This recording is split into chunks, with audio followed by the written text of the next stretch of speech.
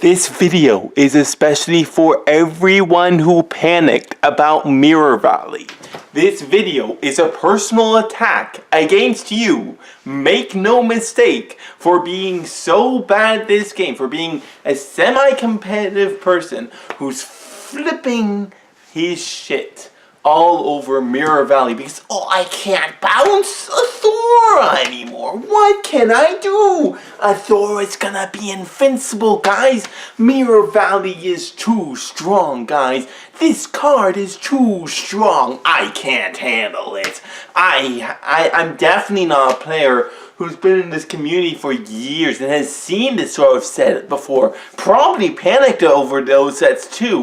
But not this one. This one's gonna be, it's too much, guys. It's too much. It's too strong.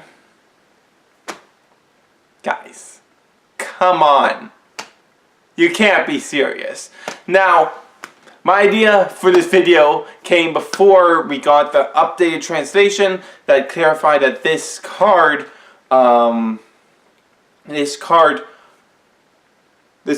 only protects monsters from destruction, bouncing, whatever, this shit. But it still applies. It still applies because people still panicked.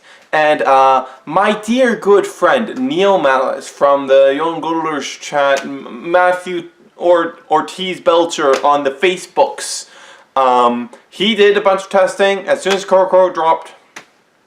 And I have his testing to back me up on this factoid that Mirror Valley is fucking trash. It is a trash garbage fire card. You should not be freaking out about this card.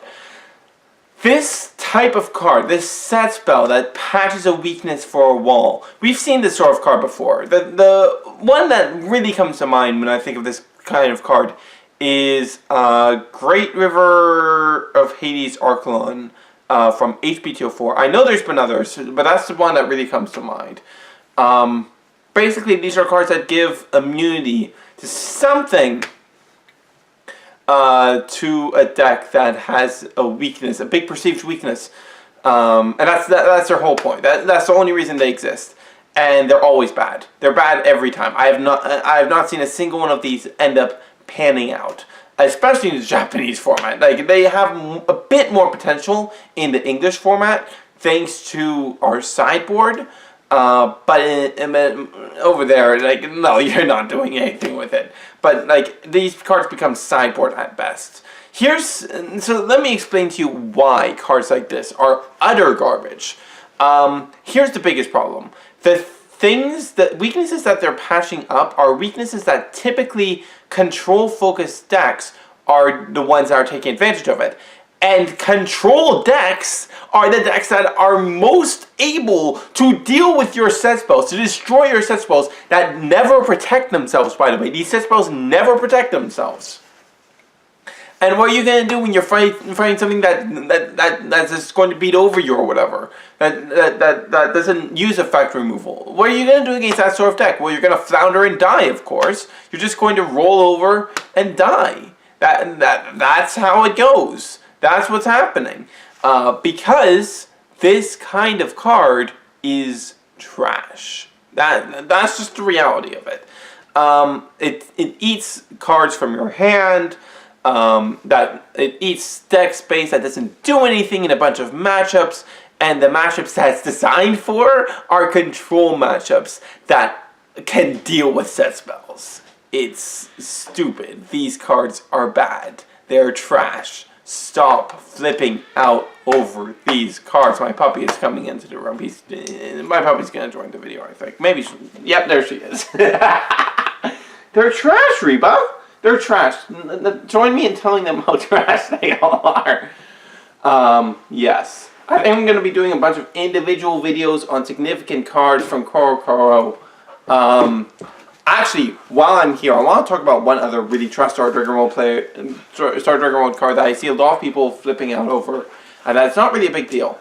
I can't remember the exact name of it. I think it's like Heavenly Crystal Awakening. It's the Overturn spell, the one that if you've used Overturn this game, you can cast it at counter speed, not pay 3 gauge. You get 3 gauge and you draw 3 cards. but it's once per fight. Now, this is a card with a whole lot of potential. Like it can have explosive potential, and I can even see it as like a 1 or 2 of. But this is not a card to be freaking out over, guys, because here's the thing. It's dead before you overturn, and it's dead after you use it. It has a very powerful effect, yes, but it is very easily a dead card, and you don't want dead cards in your deck, guys. You don't want dead cards in your deck. And it's not going to be really helpful on the turn you use it, because most overturns activate during the attack phase. So you know, unless Jack has an overturn that makes things differently, I don't know. It's not going to be a good card, guys. I've seen some people saying that you can use it to enable the new Prism Dragon impact, but why would you even bother with that Prism Dragon impact? With all the burn you have, plus the damage from the original impact, just stick with the original impact, guys. Like, it doesn't even have a cost reduction or a guaranteed 20 damage and not caring about center to make it worth. Like, it just sucks. It just sucks. It's just a bad impact in comparison to what we already have. So, so to summarize, Mirror Valley is a trap. By extension, Spiritas SD is a trap. And Heavenly Crystal Awakening is a trap. Good day.